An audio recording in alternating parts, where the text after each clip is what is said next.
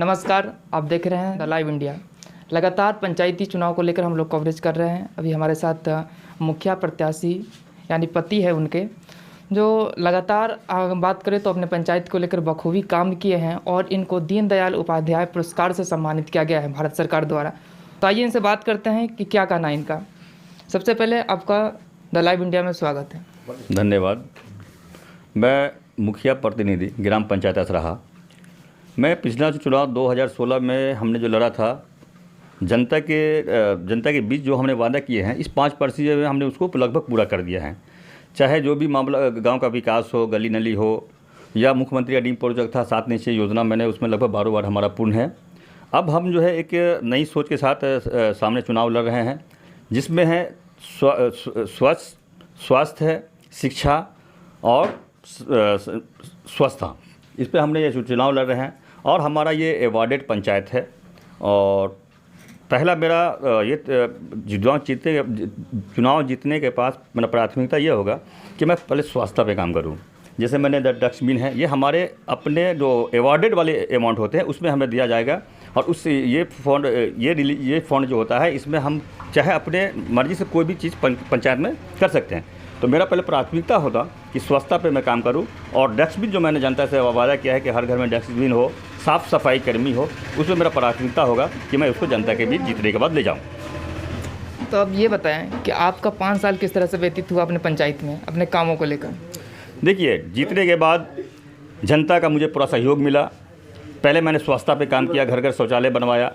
बड़ी परेशानी थी यहाँ, तो पहले मैंने स्वच्छता पे काम किया, घर घर जाके शौचालय बनवाया। इसमें जनता का पूरा सहयोग मिला है हमें। और जो भी मैं इस 5 वर्षीय मेरे कार्यकाल था, इसमें जनता का पूरा सहयोग मिला है। चाहे विकास का मामला हो, जो भी मामला हो, इसमें जनता का मुझे पूरा सहयोग और प्यार मिला है। और मैं जनता का धन्यवाद देता हूँ कि इस 5 वर्ष में मैंने जो विकास किया है, मैं उनके प्यार और उनके सहयोग से कर पाया हूँ।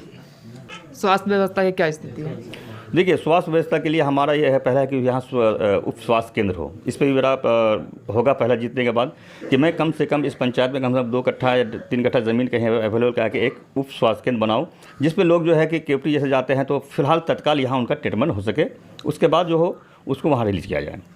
बगल में हम लोग जब गए थे ग्राउंड जीरो पर, तो वहाँ पर हमको पता चला है कि मुसर टोल, वहाँ पे उन लोगों का कहना है कि उन लोगों का कुछ मांग है सरकार के द्वारा। क्या कहेंगे उन मांग को लेकर? जिस तरह से उनका बिजली बिल और ज़मीन मुहैया कराया जाए सरकार से लेकर, तो उसके बारे में आप क्या कहेंगे?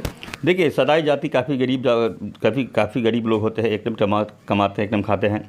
मैंने पहले भी जीतने के बाद हमने ये प्रयास किया है। पहले भी हमने इनके जो जितने इनके घर बने हुए, इसकी ज़मीन मैंने एक्वायर करके सीओ साहब के माध्यम से मैंने भेज रखा है कि कम से कम इस सदाई जाति को ज़मीन, जो गरीब सदाई है, चौपाल है या पासवान है, जो भी लोग हैं, इनको कम से कम ज़मीन घर के लिए कि सरकार अपना दे मुहैया करा के। क्योंकि इन लोगों के पास उतनी कैपेसिटी नहीं है कि वो लोग खरीद सकते हैं कहीं भी। इतनी महंगा दौर है, तो कम से कम सरकार इसको मुहैया कराए। हम इसका सीओ साहब को हम इसका जो भी है प्रस्ताव भेज चुके हैं। और बिजली बिल का मामला है, इसमें तो यही कहूँगा कि अभी जैसे जनरली बिजली बिल चल रहा है, तो कम से कम सदाई जाति के जो छोटे कास्ट होते हैं, जो SC ST से आते हैं, उनके लिए कम से कम सरकार इस पर ध्यान दे कि कम से कम उसको कुछ सहायता इसमें दी जाए। क्या लगता है आपकी पंचायत में कितने वार्डों में नल जल योजना पूर्ण रूप से काम कर रही है? देखिए, हमारा ODF पंचायत था और शुरू में ही हमने जो नल जल काम यहाँ स्टार्ट कर दिया था। हमारे यहाँ 12 वार्ड है, 12 वार्ड में मेरा नल जल पूर्ण है और मेरा पानी चल रहा है। अब जाके ग्राउंड रिपोर्ट पर जगह भी दिखा सकते हैं, हमारे यहाँ ज़मीन पर पानी चल रहे हैं और ठीक है। और इसमें हमारा पंचायत सक्सेस है नल जल में, इसमें कोई दिक्कत नहीं है। ये जो नल जल योजना है, इसके बारे में आप क्या कहेंगे? और भी बहुत सारे हम जब पंचायत में गए हैं तो वहाँ पे पता चला है कि वहाँ पे योजना कहीं ना कहीं विफल रहा है। आपके पंचायत में जो रहा है, इस योजना के बारे में आप क्या कहेंगे?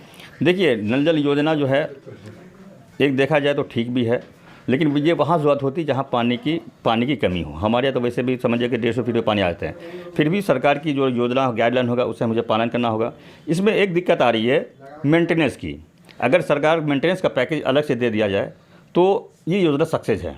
क्योंकि अगर बारी कहीं पे जैसे कि एक इसको जैसे मालूम हुआ था कि भाई कॉन्ट्रैक्ट पे दिया जाएगा, लेकिन अभी तक इसका कोई प्रभाव नहीं हुआ। अभी हम लोग जो है कि जैसे भी हो अपने पैकेज से ही इसको मेंटेनेंस कर रहे हैं।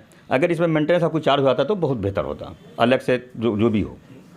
क्या लगता है सरकार के द्वारा जो भी योजना अगर आती है और पूर्व में जो आएगी, उस पर आप किस तरह से काम करेंगे और करते आए हैं?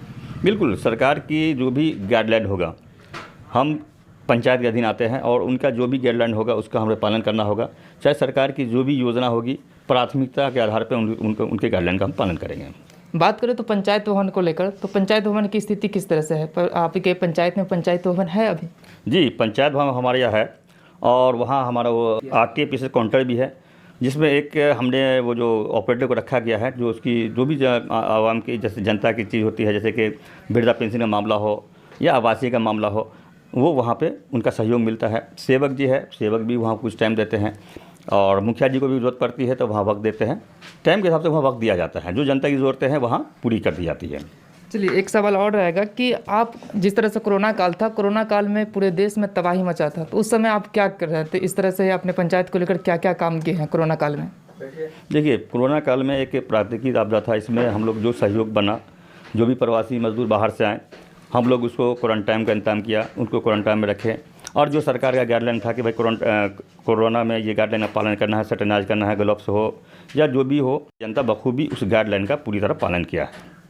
चलिए, अंतिम में मेरा सवाल है कि आप अपने असराहा पंचायत की जनता से क्या अपील करेंगे चुनाव को लेकर?